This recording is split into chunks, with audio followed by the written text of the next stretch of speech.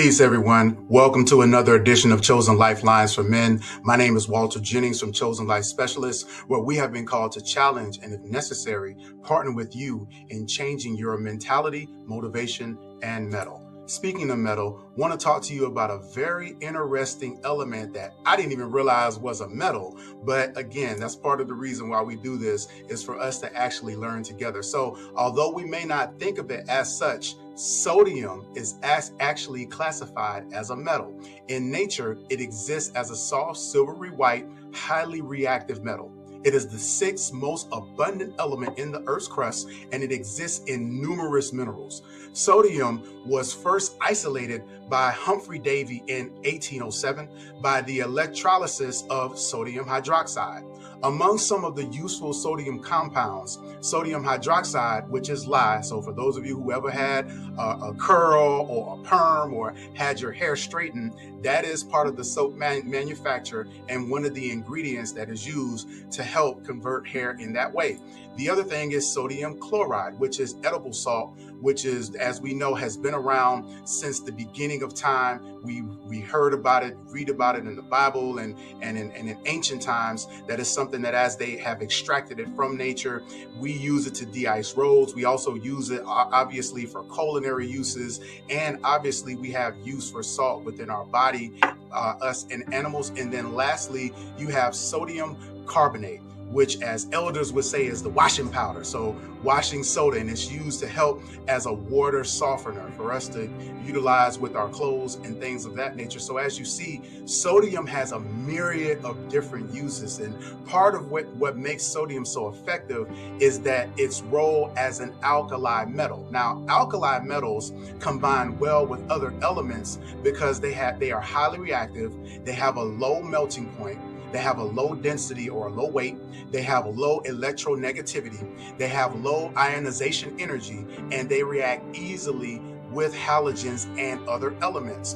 And part of the reason why is because in their outer circle, in their outer shell, they only have one electron, which they lose during the ionic bonding with other elements. So it allows it to, again, combine more freely and more of a lasting bond with other elements when it is combined. So part of the thing that we can learn from sodium and the alkali metals is that in our individual pursuits, in the effort to us to accomplish our goals and our dreams, we want to be mindful of looking for ways to help others. It will help us to reinforce our mettle, our METTLE. The resilience that we have in our path is actually validated and reinforced in our ability to look for ways to help other people. It's so important that in our path that we not become so dogmatic, that we not become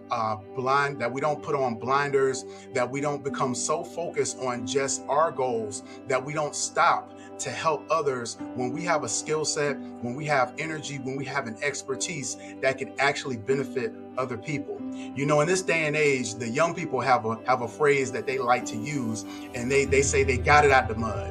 In other words, they started from nothing. They didn't have anything. They're from the dirt, and that they pulled themselves up by their own bootstraps. They did it all on their own, and nobody helped them. Well, I want to push back against that. And there is no way that you can accomplish something great in life all on your own. Somebody gave you a chance. Somebody helped you along the way. Somebody extended some courtesy or something to you to help you along in your path. And so it is our responsibility, even as we pursue our own individual goals, to look for ways and opportunities to help other people. So some of the ways that we can help others is that we can just smile and be friendly. You can call a charity to volunteer. You can donate something that you don't use anymore. You can make a donation. You can redirect your gifts. Social media has this great feature where if it's your birthday, you can actually ask people to donate to a charity for your birthday. And so that's a great way, again, to help to utilize your power and your influence to help other people. You could stop to help someone when you see them in need. You could teach someone something. You could comfort someone that you know is going through a grieving process. You could buy food for a person that is experiencing homelessness. You could help someone that may be on the edge of taking their own life as far as contemplating suicide.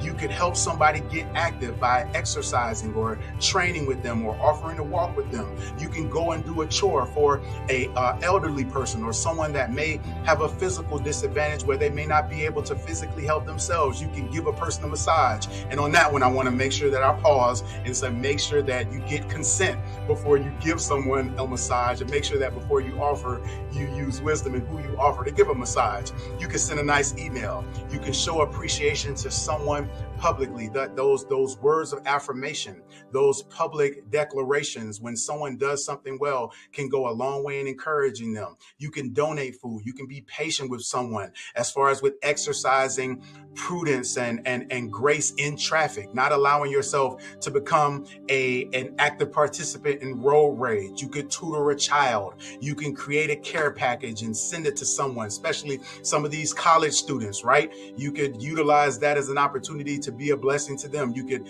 lend your voice as far as with speaking up or out for certain rights. You could offer to babysit. Now, again, make sure you use wisdom. If you don't like children like that, then find one of the other things that I'm mentioning. But most importantly, the greatest thing that you can do is love. So in the Bible, Matthew chapter 5, verse 13, Jesus is speaking to the disciples, and he is talking to them about being a blessing to others. And he says to them, you are the salt of the earth. But if salt loses its saltiness, then how can it be made salty again? He says it is no longer good for anything except to be thrown out and to be trampled underfoot. And so we are the salt of the earth. We have the ability and the opportunity to help and be a blessing to others. And as we do so, we open the door for the opportunity for others to come into our life to help us accomplish our goals and our dreams. Thank you all for tuning into this Chosen Life for Men moment. Again, I am Walter Jennings from Chosen Life Specialists. Be sure to reach out to us at chosenlifespecialist.com. Book a session. I love to partner with you about potential ways for you to get involved in helping to partner with other people and helping them to accomplish their goals and dreams, just as I'm looking to partner with you in helping to challenge and, if necessary, change your motivation, your mentality, and your mettle.